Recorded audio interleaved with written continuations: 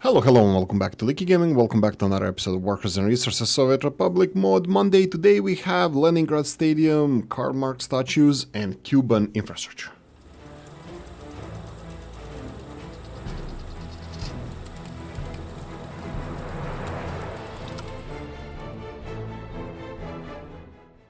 Right, a couple of things. Hotkey provided me some of the really nice mods that I'm going to be presenting in a separate video. Unfortunately, it's just due to time constraints and real life kicking my rear end. It's just gonna be I'm just gonna need time to finish those projects.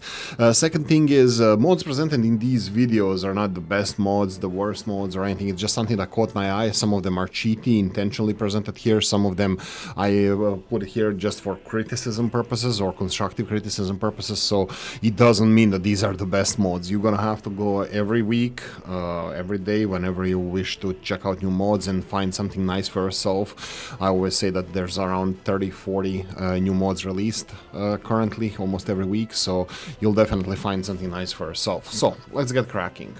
Residential building type 1-335AK by Billman 007. Description: I present to you residential building yada. Residential building of this series are a modification of the old Union 1-335 series, which in turn is one of the most widespread standard series in the USSR. Residential buildings were developed by the Lensnip, the Design Institute, and modifications yada. There's a lot of details. Oh, here we go. Important ones are mid-70s to the end of 90s, late modifications in Arkhangelsk, Veliki Novgorod, Snezhnogorsk, Murmansk region, where only one houses of this series were built. Residential building data, more details: 82% quality of living for all of them, 175, 260, and 429 inhabitants live in these housings, so over 82%, absolutely big thumbs up. Billman is, of course, one of the better guys there, making absolutely gorgeous mods with a high level of detail, and absolutely huge thumbs up for these. These are, of course, keepers, so I'm gonna keep these mods and use them myself. Absolutely gorgeous. You can see a lot of small details like antennas and the vents, sewage vents, potentially heating chimneys, but I think they're all designed to have heating plants in the cities, so yeah, rather than chimneys, it's probably just the sewage vents and stuff like that. Anyway, what about a price tag, I hear you ask? We already know the vanillas, how much the vanillas usually cost. These are 28,000, 19,000 and 12,000. I think they are quite realistic in price, close if nothing else. And also these are mass housing buildings with so quality, so I'm not surprised that the price could be a little bit more competitive with vanilla mods. Anyway, link in the description of the video.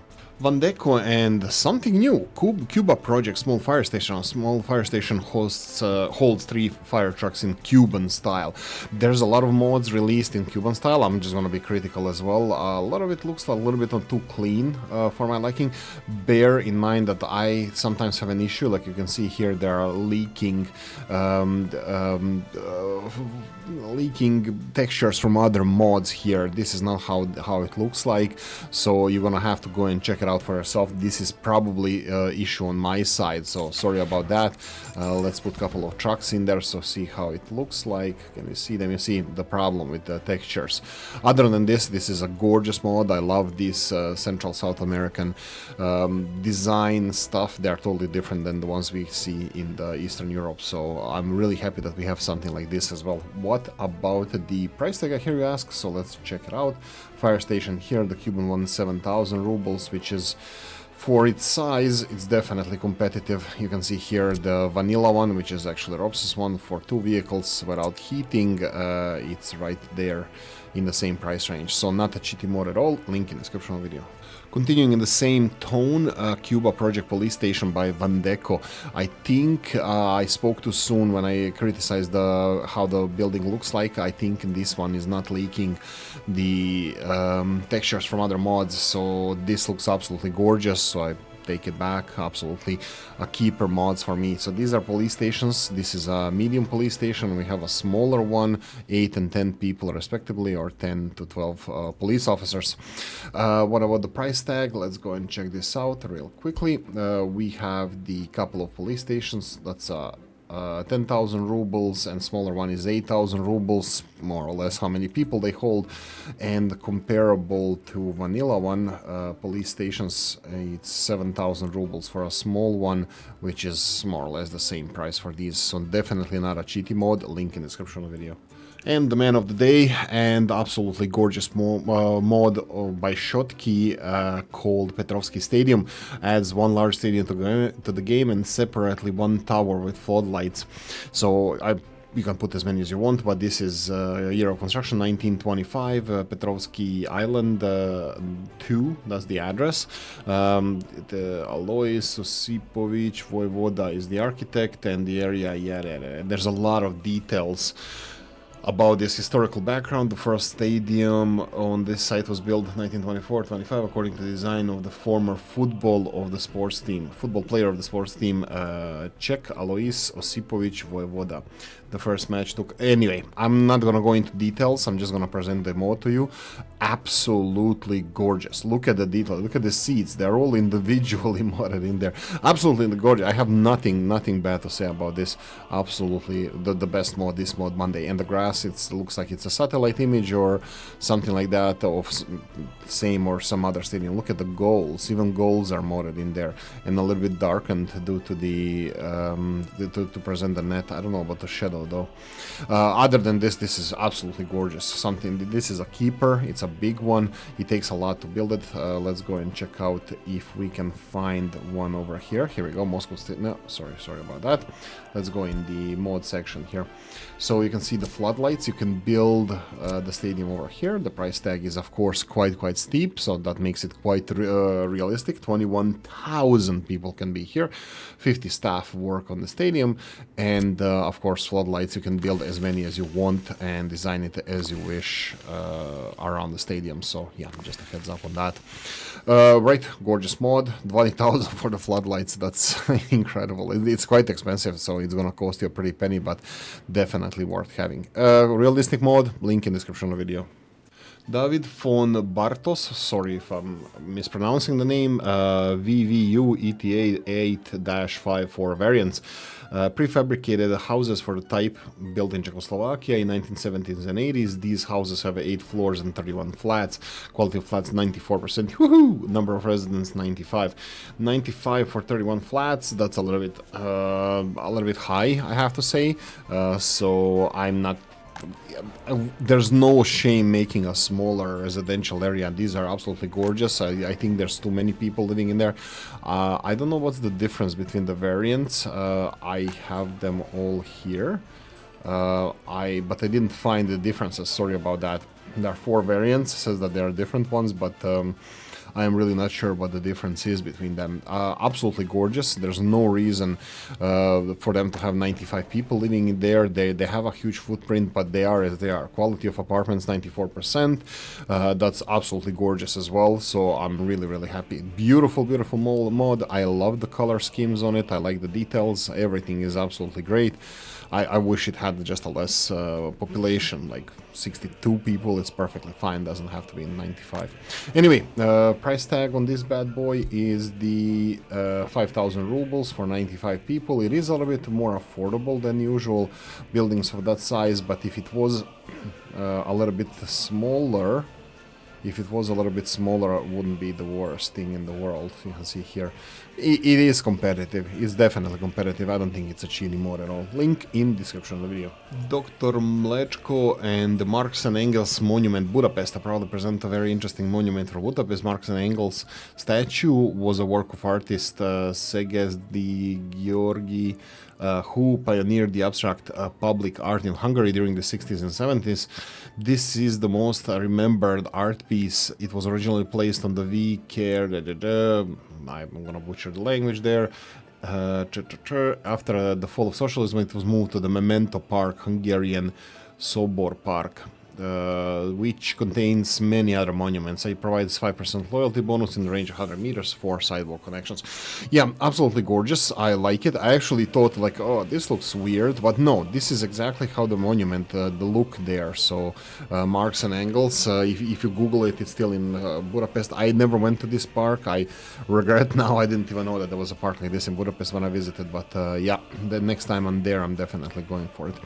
Anyway, what about the price tag? 5%, 100 meters. Let's go and double check that one. So we have Marx and Engels, 5%, 2,500 rubles. If we go for the other monuments that are a similar range, that would be like a star. It's way more expensive, but it has much bigger range. So yeah, I would still say that it's a fair monument. 100 meters is a very short distance. It is just a block of stone, I think. So yeah, quite interesting. Link in description of video. Another interesting from Schottky Road, dead ends. Sometimes it comes in very handy. 4 options: asphalt, gravel, concrete. Mud allows citizens to walk through, does not allow vehicles to pass through. Construction maintenance are not required. Click on the center to select the object. Right, so this is the dead ends. I actually make quite few of them. So just a heads up, this is something that I'm really interested in. You see, you need to click on the middle in order to click on it.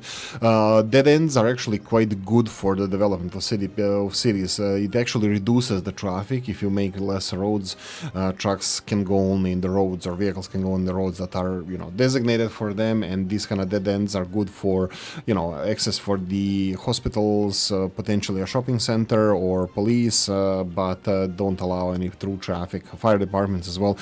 This is quite good. I really like this mod. Anyway, so price tag on these bad boys is 0. They don't cost anything. They are just the dead ends that you can connect to the to your road network, something like this, if you want to see how it looks like. You have the mud, of course, concrete, gravel, and asphalt. Anyway, for more details, link in the description of the video. And I present to you full map of China version 2 by NSA. Right, this is interesting. This is one of those, I like realistic maps, but this is, I'll have quite few criticisms about this, but we'll talk. Full map of China, change list, completely rework the trees, rocks, height map now is smooth enough to build large complexes, added a road based on real life, yada yada yada, added the Tiananmen Square in Beijing, added Hong Kong Island. Right, so I'm just gonna say, the pre-existing roads, especially when they're this like hard angle, 90-degree angle side material. I'm not a fan of that. I like the realistic roads. I like when modders make their maps and modes in the way that they want to do it. It's just, I think this is overdoing it. Some of the places are like, just feels like a flat, barren land. We do have a Beijing here. This is Tiananmen Square, I believe. And you can build around it even further. Communist Party headquarters and stuff. We have the North and South Korea over here. So Korea's, if you go to the normal, you can see here that this is NATO, this is Pyongyang, the North Korea in the south here that you can trade with as well. So just a heads up. And we have a Taiwan here, Taiwan Straits, and Shanghai would be somewhere around here, I believe. Yeah, right. Eastern part of China is quite hilly. Here it's not that hilly, it's mostly flat. It is a heightened flat area, but yeah, you're still gonna not have a lot of challenge conquering this terrain.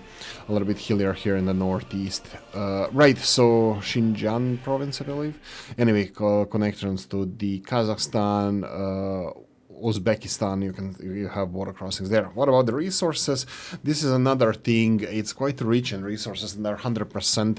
Even though I really like the realistic maps, I think for the whole China to fit on a map, your cities are just gonna be the whole chunks of the whole country. So yeah, and the resources are quite plentiful here. Iron not so much. Oil definitely is, uranium is, in all of it it's 100%. So if when you plonk a mine in there, you're not gonna have any issues mining a lot of resources from there. But anyway, So a couple of criticisms. I think it's overly represented, the resources. There's too many of them. I like personally smaller parts of the map, not the whole China map, and the flatness of the terrain. I have to say that it's off-putting so much to play this, just because it's, you're thinking about realistic map. It is realistic map of the China, but it's way too flat and not challenging. No gorges and big rivers and stuff like that. So it's just hopefully constructive criticism for the future development of the maps. A little bit sharper terrain, it would be much nicer. Anyway, I'm gonna leave it here. Thank you for watching. Hope you enjoyed this one. If you did, press the like button. If you didn't, leave a nasty comment in the comment section. Let me know what you think. Like, notification bell, ring it, comment section, hit it. And if you want to support the channel, I have the description of the video. Thanks for watching, guys. See you in the next one. Bye bye.